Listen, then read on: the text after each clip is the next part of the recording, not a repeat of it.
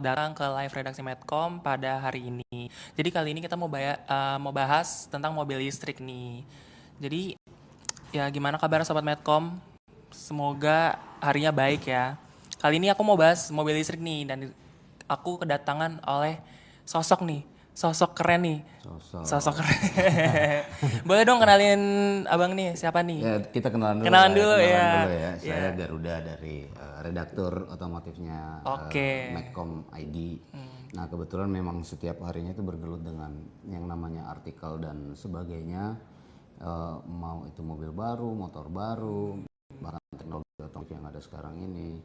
Terus dunia after sales, after market dan sebagainya. Dan yang penting ada hubungannya dengan dunia otomotif kita bahas. Even itu soal balap, nah ini juga Ahli banget nih. bisa banget lah. Bisa dibahas, banget nih gitu. ya kan. Nah, jadi kita nih bahas otomotif tapi lebih spesifiknya mau bahas mobil listrik nih. Ya. Bang Uda nih. Nah, kan lagi rame banget nih ya mobil listrik ya. Mobil listrik tuh kayak ya udah banyak lah dipakai sama orang-orang Indonesia. Terus seperti yang kita tahu harga tuh juga udah mulai murah. Nah, tapi kan karena banyak opsi dan jadi tuh orang-orang bingung nih mau beli yang mana nih mobil listriknya nih. Jadi kira-kira ada nggak mobil listrik dengan budget yang terbatas, terus kira-kira pilihannya apa aja nih Bang? Ini orang-orang apa lu nih yang nanya? Wah, nih bisa aja nih. Karena dari sekian banyak bahkan teman-teman yang ada di kantor kita aja kan lumayan banyak gitu yang penasaran untuk membeli mobil listrik. Banyak, benar banyak. Memang efisiensi cost-nya dalam harian untuk digunakan harian itu memang cukup jauh ya, bisa sampai kalau misalnya hitungannya mobil bensin itu misalnya 300.000 dipakai untuk beberapa hari aja, misalnya untuk 3 hari apa maksimal 5 hari. Kalau mobil listrik itu 300.000 itu hampir bisa dipakai 3 minggu bahkan sampai sebulan gitu. Oh, lama ya? Nah, makanya kalau bicara soal mobil listrik versus mobil berbahan bakar, itu pasti kita bicara soal efisiensi. Gitu.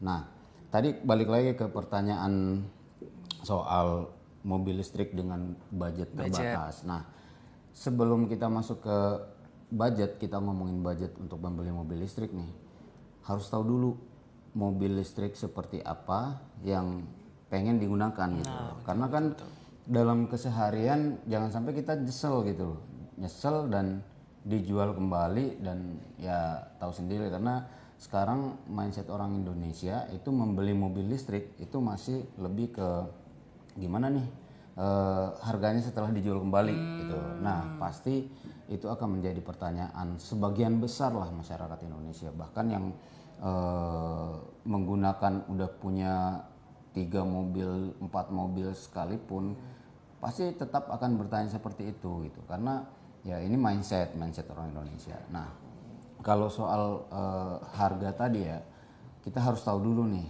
peruntukan mobil listrik itu apa. Mau dipakai sendiri kah atau mau dipakai berdua, misalnya kayak dari rumah ke mana, ke kantor misalnya. Dan kira-kira jarak tempuh yang harus ditempuh dalam perjalanan itu apakah cukup jauh dalam keseharian itu, ataukah memang cukup untuk ya maksimal 100 km pulang pergi gitu. Atau cuman di bawah itu misalnya kayak 50 km pulang pergi gitu. Jadi 25 km dari rumah ke kantor, 25 km dari kantor ke rumah gitu. Nah, harus tahu dulu kebutuhannya apa, kapasitasnya yang diinginkan seperti apa, terus tingkat kenyamanannya seperti apa. Karena beda dimensi itu pasti akan berbeda juga yang namanya kenyamanan gitu. Termasuk yang ruang gerak kita di dalam kabin ya. Karena mobil-mobil listrik awal-awal masuk di Indonesia kan pada bodinya pada compact semua ya, kecil-kecil ya. Gitu, ya. Nah, yang ada kotak-kotak gitu. Nah, ini sekarang mobil listrik itu berkembang udah lebih jauh banget. Karena kenapa? Ya pabrikan juga menunjukkan bahwa dengan mobil listrik kita bisa menggunakan itu jauh lebih hemat, jauh lebih nyaman daripada mobil berbahan bakar gitu. Walaupun teknologinya ya tidak seribet mobil berbahan bakar ya, karena teknologi di mobil listrik itu terutama yang soal teknis, mekanismenya itu tidak menggunakan banyak komponen gitu, makanya lebih fungsional. Nah, balik lagi tadi kebutuhannya apa dulu nih? Kebutuhannya ya. Nah, misalnya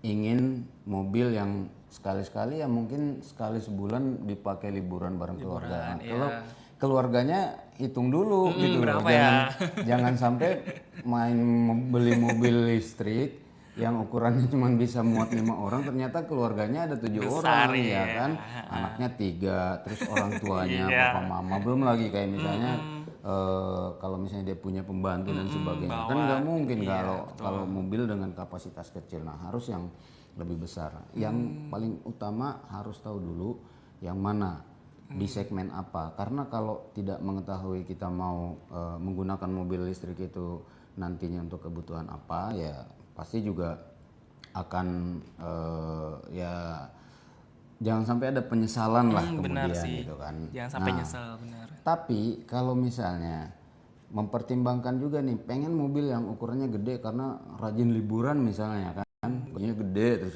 rajin liburan, tapi garasinya kecil gitu, ya nggak bisa juga, gitu kan. Ya harus tetap menyesuaikan dengan kondisi yang ada di sekitarnya, misalnya kayak rumahnya garasinya cukup apa enggak untuk mobil yang dimensinya gede, atau kalaupun dia udah garasinya cukup besar tapi punya banyak mobil ya kan, ya harus tetap disesuaikan. Nah, makanya itu penting untuk mengetahui apa-apa saja yang berkaitan dengan mau dibeli ini mobil listrik ini gitu. Jadi harus tahu dulu. Misalnya mau pakai mobil listrik ini untuk kebutuhan kerja aja ya. Kebutuhan kerja ya, sehari-hari lah. Nah, sehari-hari. Artinya ya paling juga ya kalau teman kantor ikut nongkrong dan sebagainya paling 4 orang, 5 orang benar-benar. Cukup belilah yang sesuai dengan kapasitas 5 orang gitu. Terutama yang kayak compact SUV. Compact SUV juga sekarang sudah mulai banyak. Bahkan untuk mobil-mobil yang dimensinya agak kecil seperti kita bilang ya mereknya ya, BYD Atto 1. Terus ada juga Wuling Bingo EV. Nah, itu sebenarnya sudah cukup banget. Cukup. Nah, kalau misalnya kita bicara soal kenyamanan lebih, ya ambil yang di atasnya gitu. Sebenarnya Bingo EV itu juga udah gede gitu.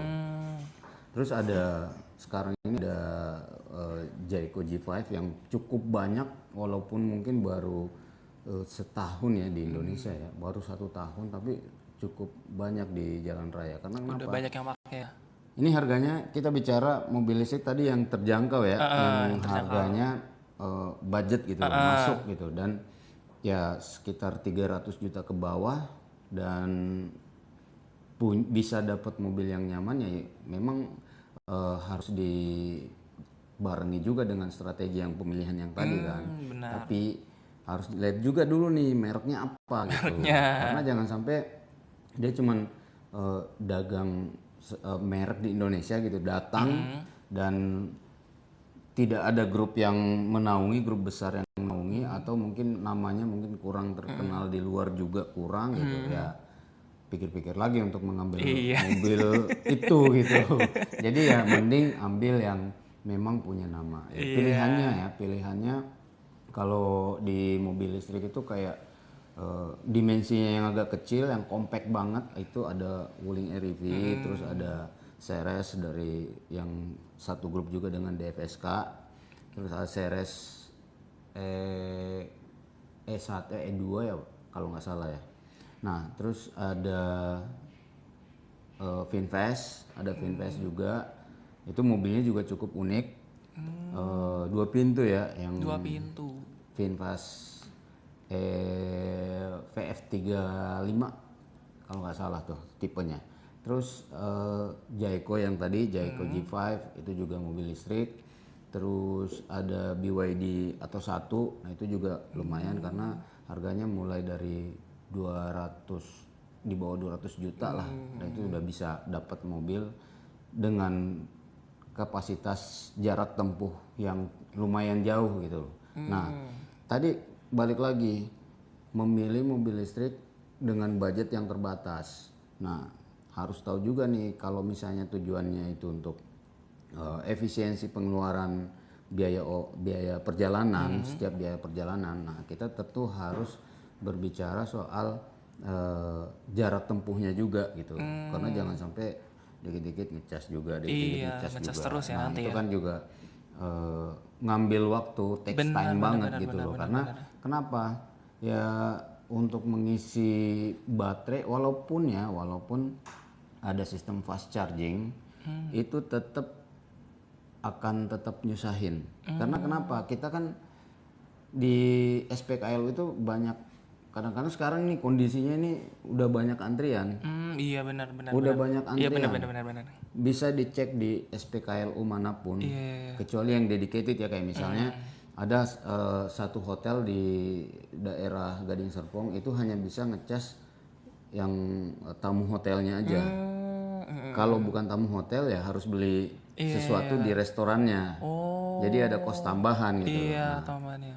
itulah kenapa disarankan untuk tetap memperhatikan juga nih bahwa lebih baik langganan sistem pengecasan di rumah ketimbang kita ngecas di SPKLU, karena di cas di rumah itu juga lebih aman dengan kapasitas 7 kW itu gitu. Karena kalau selalu fast charging sama aja kayak handphone kalau bukan khusus untuk ini kan baterainya cepet drop kan ya. Nah, tadi balik lagi pilihannya ya ada beberapa tipe dan ya silahkan dipilih sesuai dengan kenyamanan gitu loh, dan memang peruntukannya mobil listrik ini gitu. Ada lagi? Sering sih saya ngeliat mobil BYD itu di jalanan sih paling rame tuh aku lihat nih. Nah, tapi kira-kira nih kalau misalkan mau beli mobil listrik bekas, nah itu gimana nih Bang? Bagus atau enggak kalau di 2026 Menarik ini? nih, menarik. Jadi sekarang tuh ada, kita lihat di bursa-bursa otomotif bekas ya, itu lumayan banyak, bukan lumayan banyak, tapi udah mulai ada itu unit mobil listrik bekas. Mobil listrik bekas. Nah, pilihannya tentu memang belum banyak, tapi ada aja. Nah, kalau dibilang keuntungan buat pembeli itu saya pikir memang pembeli yang akan diuntungkan. Karena kenapa? Harga mobil listrik dibandingkan harga mobil bensin atau berbahan bakar itu harga bekasnya itu turunnya lumayan jauh. Nah, ini nggak tahu fenomenanya apa, tapi beberapa kali ngelihat postingan yang pedagang mobil bekas, mereka itu juga sulit untuk membeli mobil listrik bekas yang dijual sama konsumen untuk dijual kembali sama mereka, untuk dijual kembali sama pedagang ini dengan harga yang sama dengan mobil berbahan bakar. Kenapa? Karena ketika dia misalnya ya kita katakanlah dia beli misalnya Hyundai Ioniq 800 juta gitu. Nah, ketika dia jual nih yang punya, misalnya dia jual 720 atau 730 terus ditawar-tawar tuh. Dengan asumsi ditawar nanti sampai 700 nih, mentok 700. Tapi belum tentu juga pedagang mobil bekas mau ambil dengan harga segitu. Karena kenapa? Banyak opsi mobil listrik baru yang berada di Range harga segitu. plafon 600 juta malah, 600 sampai 700 juta gitu. Jadi banyak banget pilihan yang ada di situ. Dan kenapa saya harus mengambil mobil bekas? Iya, benar-benar. Nah, makanya pedagang mobil bekas juga agak kesulitan untuk nawar harga ke para pengguna mobil listrik yang pengen menjual mobil listriknya dengan harga yang terbilang tinggi gitu. Karena menurut mereka nggak bisa seperti itu. Apalagi kalau misalnya sudah ada versi terbaru yang harganya mirip-mirip dari situ gitu loh. Dan faktanya memang sekarang kayak setelah ada beberapa kejadian kayak misalnya ada yang ngejual mobil listriknya nih harganya tuh dia beli sekitar 340 juta, 350 juta gitu. Ternyata pas dia jual, pedagang mobil bekas nawarnya ya lumayan jauh gitu. Karena kenapa? Versi terbarunya sudah ada yang 300 juta kecil. Nah, kenapa Lebih dia bagus juga iya, ya. lebih bagus juga dari sisi teknologi, Benar. lebih apa namanya? Advance juga gitu. Kalau misalnya udah ada keluhan-keluhan yang ada di versi sebelumnya ya misalnya fiturnya kurang ini kurang itu ya. Di versi terbaru kan udah ada, harganya mepet-mepet. Ya mending ngambil yang Iya, yang baru. ya kan daripada ngambil mobil bekas gitu. Jadi ya pertimbangannya sih itu. Tapi kalau buat pembeli orang yang nyari mobil listrik bekas ya itu benar-benar diuntungkan karena harganya itu terpaut jauh gitu. Bahkan kalau misalnya beruntung bisa kenal langsung nih sama yang mau jual mobil listriknya gitu. Kita juga udah tahu nih harga pasarannya gitu. Bisa nawar di bawah itu juga misalnya depresiasi harganya bisa sekitar 30% misalnya. Jadi kalau katakanlah kalau misalnya 500 juta, kalau 300% ya tinggal 300 juta sekian kan harganya kan. Nah, itu kan lumayan gitu, lumayan banget. Bahkan pernah saya temukan, ini teman sendiri, dia membeli salah satu mobil listrik yang harganya dulu 700 juta. Dia beli cuman harga 300 jutaan. Wah, Itu harganya turun drop 50%. Itu hanya berapa tahun pemakaiannya? Sekitar 2-3 tahun pemakaian lah, dan jarak tempuhnya masih sekitar 20 ribu something apa 15 ribu gitu, 15 ribu kilometer, dan itu sangat memberikan keuntungan buat orang yang ingin membeli mobil listrik tapi second user gitu, second user bukan mobil baru ya. Jadi kalau bisa dibilang mobil listrik bekas bagus nggak ya, kita juga harus lihat kondisinya gitu, terutama melakukan pengecekan ke merek tersebut. Misalnya dia membeli ya katakanlah Hyundai gitu kan, Hyundai Kona misalnya, pengen membeli dengan harga yang dijual di mobil dia usaha otomotif dan harganya masuk menurut dia gitu. Wah, ini penurunannya lumayan nih gitu, depresiasi harganya lumayan gitu. Nah, dia bisa ngecek dulu ke bengkel resmi tentunya ya, karena di bengkel resmi baru di analisa apa aja yang terutama dari baterainya ya, apa aja yang misalnya bermasalah atau yang harus perbaiki di mobil ini ketika memang ingin membeli mobil ini. Ketika sudah kelar semuanya udah baru dibayar gitu. Tapi kalau misalnya masalahnya ada di baterai, misalnya penurunannya bisa sampai yang awalnya 100% itu bisa sampai 500 km, terus cuman hanya bisa sampai 300 atau 350 km ya patut dipertanyakan. Bisa memburuk ya kualitas baterai itu ya? Bisa, tapi rata-rata garansi untuk baterai sendiri di pabrikan otomotif itu bisa lumayan panjang gitu, sampai 8 tahun. Lama Cuma ini ada kasuistis aja, kalau misalnya performanya ada penurunan sampai segitu ya mending cari unit yang lain. Yang baru aja. Karena jangan sampai wah ini kok cuman segini gitu, padahal barunya kan bisa sampai 100 km gitu. Artinya mobil ini tuh penggunaannya bisa dinilai tidak wajar gitu, karena kan baterai itu cepat drop ketika dia mobil ini tuh atau kendaraan yang menggunakan baterai ini memperlakukan baterai itu dengan arus yang cepat masuk keluar, arusnya itu keluar masuknya cepat gitu. Jadi memang harus diperhatikan dari sisi itunya, karena kalau baterai sudah rusak ya udah, mobil listrik kan nyawanya di situ. Di situ iya benar. Itu makanya, dan harga baterai juga ya lumayan lah kalau baterai mobil kan. Baterai handphone aja mahal ya kan. Apalagi mobil gitu. Berarti resiko besar atau enggaknya itu tergantung unitnya lagi kan ya? Tergantung unit mobilnya. Ya risikonya tadi ketika kita tidak mengecek kondisinya nih, tidak mengecek kondisinya ya pasti akan cuman ngelihat wah bodinya bagus, Dari ininya luar bagus ya.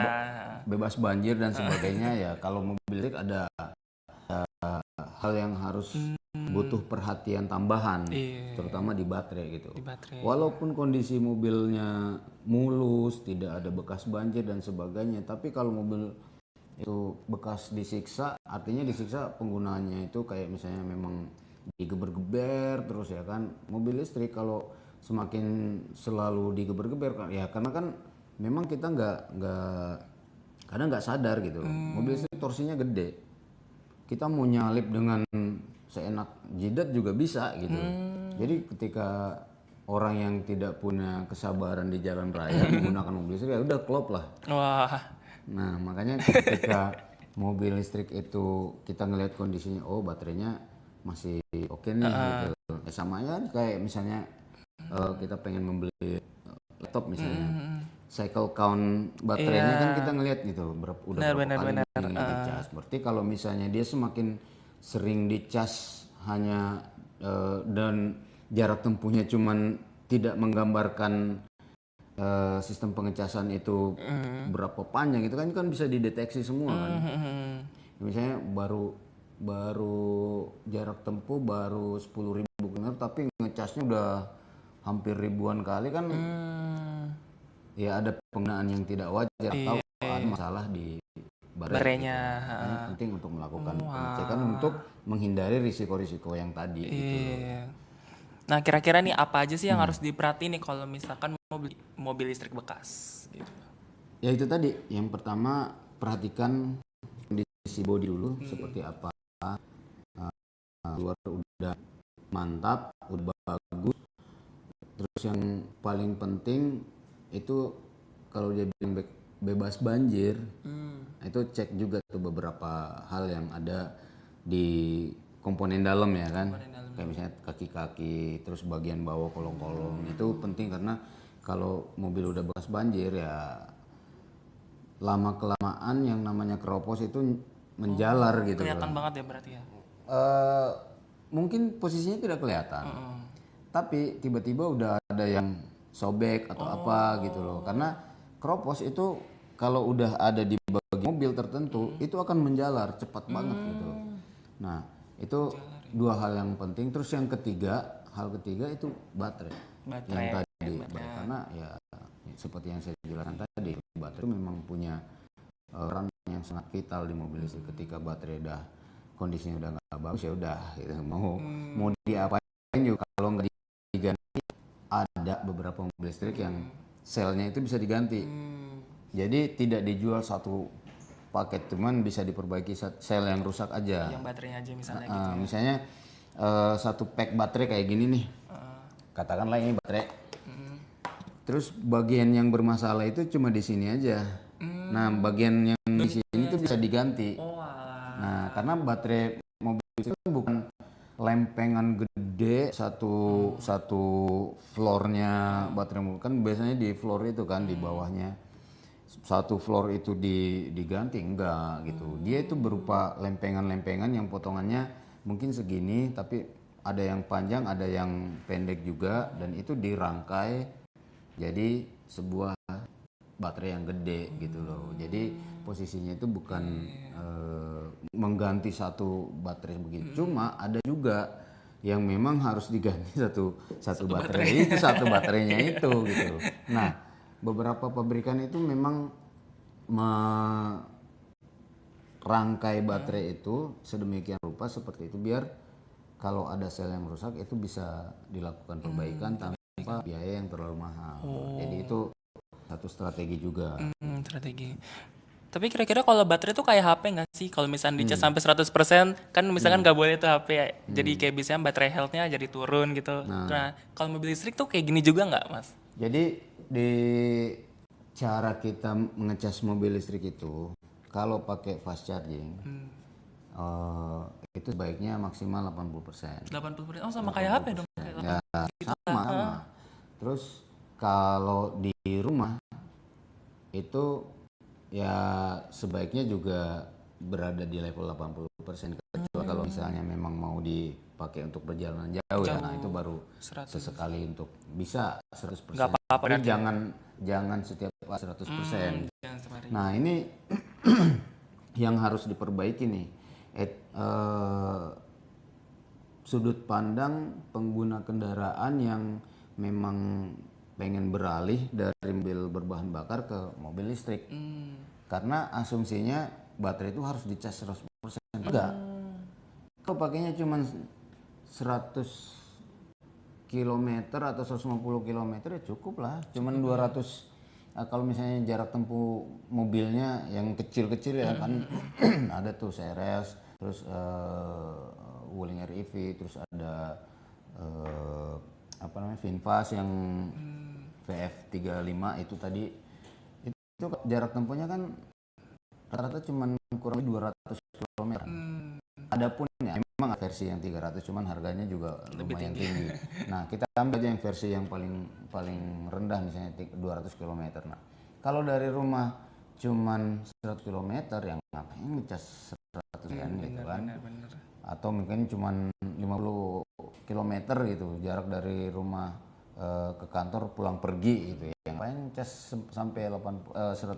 Ya. Cukup sampai 80% karena itu kita menjaga baterai health juga. Nah, ini banyak beberapa driver dan ya mungkin Grab juga mungkin kali ya yang Gokar gitu kan.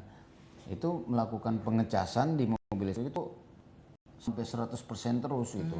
Sampai 100% ya. Sebenarnya ini pola pengecasan yang mungkin harus dihindari karena yang harus kita tahu 80% ke 100% itu lebih lama daripada 20% ke 80%. Sama juga di handphone kayak gitu. 80% itu udah lama. Lama bisa sampai 40 menit ya kan.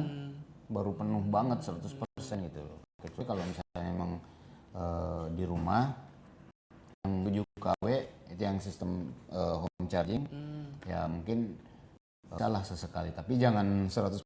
Makanya di setup pengecasan di mobil itu selalu ada pilihan dibatasi ya mau di 80% langsung off, ada yang 90% cut off bisa. Tapi kalau misalnya mau dibikin 100 ya janganlah. Gitu. Nah, ini kita menjaga kondisi ya mungkin ada pikiran untuk menjual kembali gitu kan, itu kan pasti akan berpengaruh gitu. Ketika baterai mobil dropnya cepat dan kita mau jual kembali, wah itu ya kita juga akan rugi gitu. Karena orang-orang pasti akan menilai gitu, oh baterai health-nya udah turun lumayan jauh nih, misalnya udah turun 10%, 15% gitu. Nah, ketika itu kita mau jual mobil nih, ya pasti akan turun. Nah, itu tanpa penurunan kualitas baterai health pun mobil listrik kita menjual kembali yang faktor-faktor yang tadi saya bilang ya, kayak misalnya ada versi baru yang harganya mirip-mirip gitu di harga segitu ya. Ya itu juga udah turun ya. Iya, itu juga udah turun gitu. Apalagi kalau misalnya perilaku kita untuk melakukan pengecasan itu tidak dibarengi dengan pengetahuan yang proper untuk mobil listrik. Nah, ini memang harus dipelajari karena mobil listrik itu belum lama di Indonesia soalnya. Baru beberapa tahun ya kita bilang ambil yang paling jauh 5 tahun. 5 tahun gitu. Baru 5 tahun terakhir aja. Gitu. Nah, jadi nih misalkan nih sobat-sobat Medcom nih siapa tahu ada yang mau beli mobil listrik nih. Kira-kira mindset apa nih yang harus dimiliki nih ketika memilih mobilnya? Nah, yang tadi ya, yang saya bilang ya, mindset itu memang harus diubah, terutama perilaku kita saat menggunakan mobil listrik karena mobil listrik itu torsinya sangat besar. Kalau kita pakai mobil bensin pengen nyalip itu agak ragu-ragu. Kalau mobil listrik dipindahin ke mode sport itu udah langsung gitu. Jadi cepat itu ya. Lumayan gede torsinya, rata-rata torsi mobil listrik itu di atas 200. Even itu mobil listrik yang kapasitas baterainya itu kecil gitu. Karena kenapa ya? Mereka memberikan pilihan-pilihan itu karena ya memang standarnya motor listrik di mobil listrik itu memang torsi besar. Standarnya emang tinggi ya. Standarnya memang tinggi torsinya gitu. Jadi ya apapun bisa dilakukan. Apapun bisa dilakukan. Apalagi kalau gaya urakan gitu. Cuma ya memang nggak ada suara.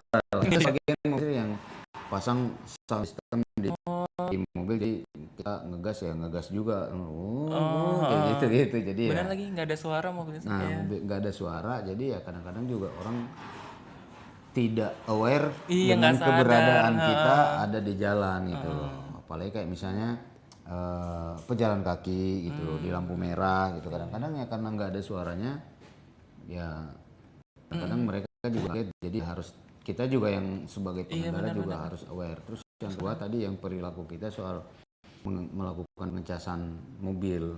Nah, itu juga penting. Yang ketiga yang mungkin orang-orang itu pada nggak sadar ini masih tentang pengecasan ya. Mereka lebih memilih ngecas di PLU daripada ya mungkin buka meteran sendiri di rumah gitu. Jadi sebenarnya kalau mau punya mobil listrik ya harus mempertimbangkan harus tetap ada sistem pengecasan di rumah gitu. Jadi anti ribet. Sebenarnya mobil listrik itu kalau dibilang anti ribet ya benar-benar anti ribet karena ketika kita pengen, kalau misalnya kita bandingkan dengan mobil berbahan bakar ya, kita mau bensin ya harus ke SPBU kan. Iya, benar.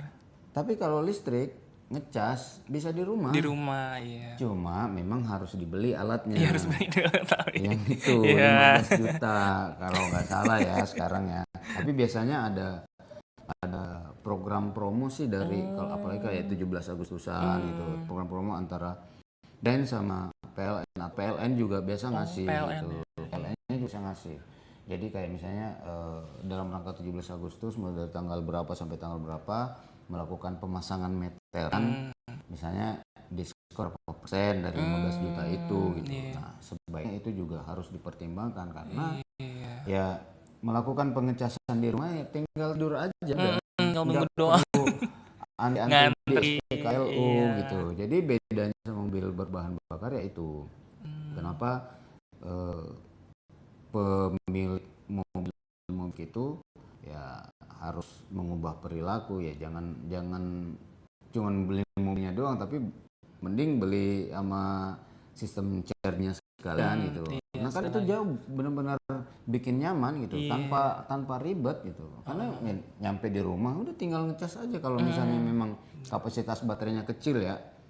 Tapi ya itu tadi kapasitas baterai kecil 200 km ya tetap bisa digunakan untuk ya berwarawiri lah berapa kilometer gitu. Kalau bahkan sampai 150 km pun masih aman gitu Cukup lah ya. untuk digunakan ya. Emang kalau misalnya kayak saya nih tinggal di Tangerang terus ke Jakarta terus warawiri pulang pergi sana pergi sini nongkrong sana nongkrong sini misalnya terus balik lagi ya nggak nyampe juga 150 km kan gitu. Iya. Palingnya juga 120 km itu. Paling jauh. Iya kan kalau kita ngitung sama tol gitu kan biasanya tol juga muter gitu. Jadi ya itu 3 perilaku yang harus diubah sih karena apalagi kalau kita memikirkan nantinya pakai 3 tahun jual, pakai 4 tahun jual, pakai 5 tahun jual ya.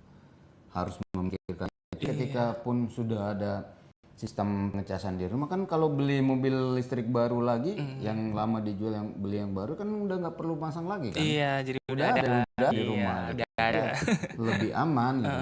Jadi harus diketahui sama teman-teman nih sobat Medcom yang mau membeli mobil listrik ya memang harus membeli juga sistem pengecasannya. Masa kayak handphone kita beli HP-nya nggak beli casannya. Memang ada sebagian kayak merek itu menyertakan pengecasan tapi ada juga yang tidak menyertakan udah nggak ada dongle-nya gitu kan untuk sistem pengecasan ke listriknya. Tapi ya masa iya kita nggak mau ngecas gitu kan belilah gitu modal dikit gitu belilah tambah dikit doang. Iya dan nggak seberapa kok gitu kan tapi ini juga bisa dipakai untuk seterusnya. Iya. Nah tapi kira-kira ada nggak nih rekomendasi mobil listrik terworth it 2026 nih versi Bang Uda? Untuk apa dulu nih? Balik lagi nih tadi kalau bilangnya terworth it ya tergantung budget ya, tergantung budget. Kalau misalnya budgetnya cuma under 300 juta ya lumayan banyak pilihannya. Nah balik lagi tadi pilihannya mau apa dulu, SUV atau mobil kecil, mobil perkotaan ya. Kalau mobil perkotaan ya tadi ada pilihannya Wuling REV, Ceres, terus ada VinFast, terus ada apa lagi tadi itu? Jayco tadi. Jayco itu masuk SUV, compact SUV. Oh. Masuk compact SUV. Nah, kalau bicara compact SUV juga ya di range harga segitu juga ada pilihannya gitu. Banyak ya. Nah, terus kalau kita bicara soal versi pribadi ya, versi pribadi saya sih sejauh ini sih yang saya ngetes ada beberapa sih, ada beberapa. Kalau versi sport car, tapi ini harganya udah miliaran nih. Miliar karena saya pernah nyobain yang namanya Ioniq 5, Hyundai Ioniq 5N, dan itu memang cukup enak tuh mobil.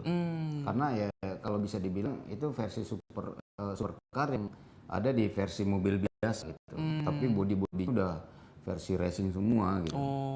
Dan lebih lebar, lebih panjang dari Ioniq yang Ioniq 5 yang biasa, yang reguler gitu. Dan performanya juga lumayan enak. Dan satu plusnya, dia itu punya suaranya itu bener-bener real Kayak real mobil berbahan bakar gitu. Dan versi balap itu kayak kayak gitu. kayak mobil Apa namanya nih, feedback ke mobil yang pengendara rasakan itu benar-benar berasa kita itu bawa mobil berbahan bakar. nyata gitu ya. Nah itu kalau untuk versi sport ya saya milih itu. Terus kalau untuk nyaman ada beberapa pilihan sih, tapi kalau bisa dibilang sih ya saya baru menemukan dua lah yang cukup nyaman. Denza D9 sama Xpeng X9. Nah ini lumayan nyaman nih dua mobil ini. Ini kalau untuk versi premium ya, ya kurang lebih 1M kurang lebih lah ya. Ada yang di bawah 1M, ada juga yang di atas 1M, tergantung variannya. Terus di bawahnya itu kalau kita bicara SUV 5-seater, ada Xpeng G6 itu masuk salah satu mobil yang menurut gue tuh nyaman. Terus apa lagi ya, Hyundai juga yang Kona itu juga cukup nyaman.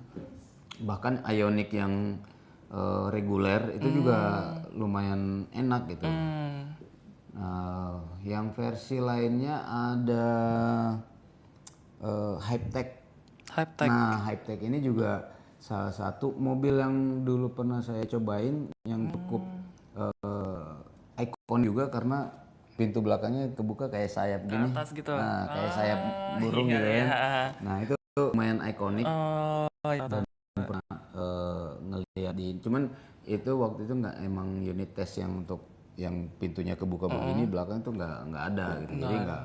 Tapi feeling drivingnya itu sama aja sebenarnya. Itu pengaturan torsi dan sebagainya itu bisa diatur dari layar utama. Dan ya bebaslah memilih sesuai dengan gaya berkendara. Stylenya sendiri ya. Terus kalau versi yang di bawahnya kita bicara soal MPV ya, MPV itu ada Ion Y, ada Ion V, terus ada BYD M6. Nah, itu juga lumayan gitu, lumayan nyaman gitu. Terus kalau ada yang sekarang nih versi terbaru dari Wuling juga ada yang SUV Action, itu namanya, itu ada dua pilihan malah, PHEV sama EV gitu. Jadi satunya mobil listrik nih, yang satunya campuran gabungan antara mesin bensin sama baterai. Nah ini pilihan juga gitu loh. Ada jadi hybrid gitu ya? Jadi mobil hybrid. Nah mobil hybrid ini bisa dicas. Tapi bisa isi bensin juga. Jadi apa namanya, buat ngisi tangki bensin itu di sebelah sini, yang ngisi ngecas Satu listrik, sisi yang sebelah ada. sisi yang lain gitu. Wih keren banget. Nah, canggih terus SUV kecil itu ada ya kayak tadi Jayco, terus ada atau 5, terus ada ya macam-macam lah di segmen itu kan. Tapi ya bicara lagi tadi versi yang paling baik ya kita lihat aja di jalan gitu loh. Di jalan yang rame tuh yang mana? Rame yang mana. Tapi kalau dibandingkan ya saya masih milih Atto 5 lah, Atto 5 lah. Terus iya. Kalau nggak salah yang kalau kita bicara mobil boxy juga ada gitu. Jadi mobil boxy juga ada kayak versi yang kotak-kotak kayak mobil boxy ya kotak-kotak gitu ya. kayak Suzuki Jimny gitu. Kayak Suzuki Jimny. Nah, itu juga ada pilihannya. Ada iCar. Terus ada J6 Cherry. Cherry tuh. Cherry juga lumayan, produknya lumayan banyak gitu. Lagi rame Cherry, tuh. ya Cherry apa namanya? Cherry J6 itu yang kotak itu lumayan booming gitu loh. Karena belum ada mobil listrik yang bentuknya boxy masuk di Indonesia gitu. Gitu, dan dia yang Pertama kali. Sorry tadi yang namanya atau Atri yang SUV ya, atau bukan Atto 5. Nah, ketika kita bilang kita pengen mobil yang mana yang terbaik ya kembali lagi mobil hobi atau mobil yang pengen digunakan harian gitu. Kayaknya nih pertanyaan penutup kali ini, aku ada pertanyaan terakhir nih untuk Bang Uda. Bang Uda nih prefer mobil listrik atau mobil ya bahan bakar? Kalau untuk digunakan harian ya mobil listrik lah. Mobil listrik. No question lah. No question. Iya, kalau untuk harian. Tapi kalau untuk digunakan long lasting dan ya nantinya juga pengen jadi mobil yang memang dipiara untuk pas ketika udah tua ya tetap mobil bensin lah. Karena kalau mobil listrik mau dipiara sampai tua juga ya Gak bakal selamanya tuh ya. kasihan, baterainya pasti benar. degradasi di baterai itu pasti akan ada. Iya. Bilangnya kayak gini, saya punya dulu ya, saya kan pakai iPhone 5 tuh yang kecil tuh, sampai sekarang masih ada. Cuma kan baterai harus diganti terus kalau misalnya memang itu masih mau digunakan gitu. Nah, sama halnya dengan mobil listrik, kalau mau dipakai untuk jangka waktu yang lama, wah itu kayaknya jangan deh. Gitu. Mending beli yang mobil bensin aja, bensin murni ya, bukan yang hybrid, karena kalau hybrid tetap ada baterainya. Iya. Tetap ada baterainya yang harus dijaga. Benar. Gitu. Jadi untuk sehari-hari Mas prefer mobil listrik, tapi untuk kalau jangka panjang mobil bahan bakar. Mobil bahan bakar. Ya. Karena itu lebih bisa dipertanggungjawabkan. Aman lah ya sampai untuk bertahun-tahun kemudian ya. Ya, jadi gitu ya guys, live Sobat Medcom untuk hari ini yang bahas tentang mobil listrik bersama Bang Uda. Terima kasih. Nggak ada yang nanya nih. Tahu nih nggak ada yang komen nih? Coba dong Kak, cariin Kak komen-komennya Kak, ada nggak? Ada yang komen-komen nggak? Siapa tahu ada yang nanya gitu atau apa gitu.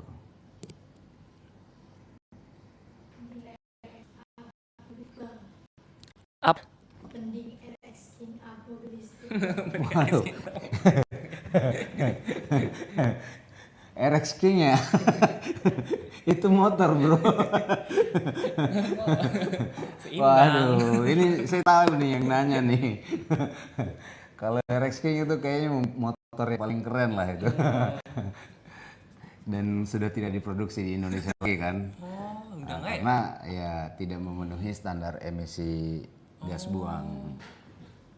Dan memang ya motor-motor 2 tak sekarang itu memang udah tidak diproduksi lagi. Tapi ini nanti di segmen yang lain lah kita. Segmen lain lah, ini bahasanya karena segmen ini lain sekarang ya. kita lagi bahas mobil listrik. Mobil listrik, jadi jangan dicampur adukan gitu, karena mobil listrik ini agak ambigu gitu kalau dicampur adukan dengan motor.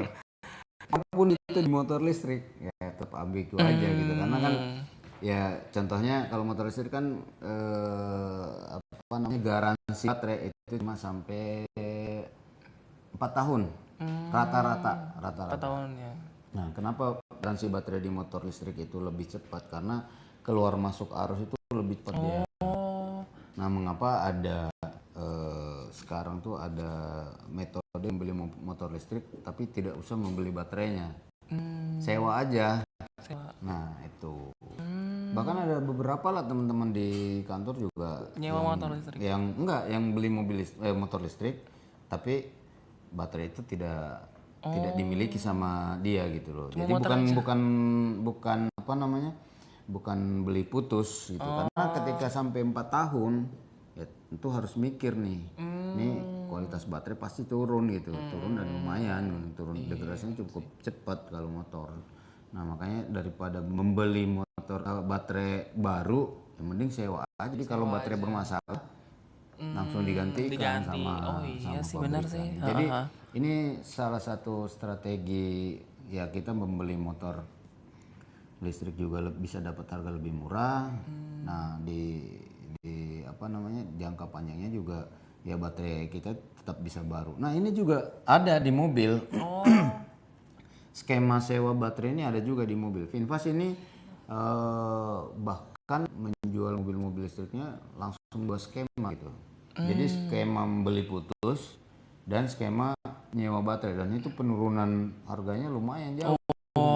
Bisa sampai puluhan juta.